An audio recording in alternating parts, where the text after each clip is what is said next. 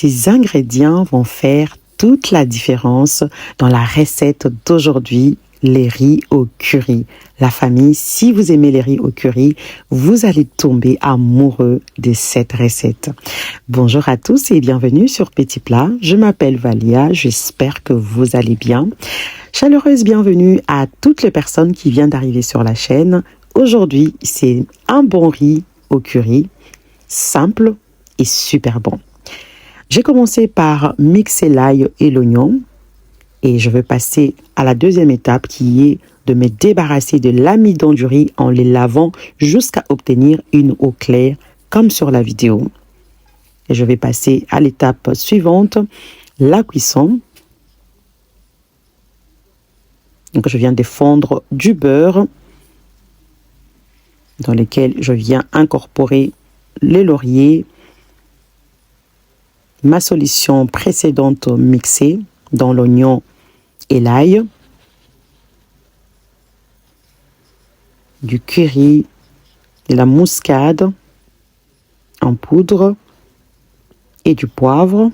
Je vais tout transvaser dans le cuiseur à riz. C'est plutôt pratique pour moi de le faire là que sur la gazinière. Ça m'éviterait de baisser le feu, surveiller. Surtout que c'est une petite quantité, je n'ai pas envie de me casser la tête. Je vais ensuite rajouter du bouillon de poulet fait maison. Je vous mettrai la vidéo quelque part là. Et du bouillon déshydraté 100% légumes qui contient du sel.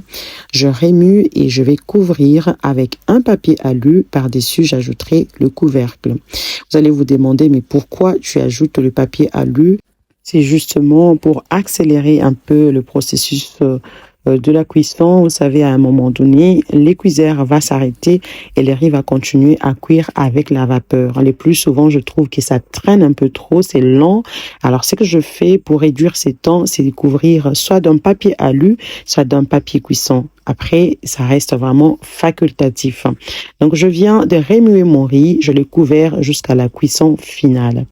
Petite info, si vous voulez obtenir un riz comme le mien, pas collant, il n'est pas dur, il est très bien cuit, la famille, que vos mesures de riz et celui de l'eau ou de bouillon soient pareils. Dans mon cas, c'était 600 g de riz et 600 ml de bouillon. Donc voilà, j'espère vraiment que la recette va plaire à ceux qui aiment du riz.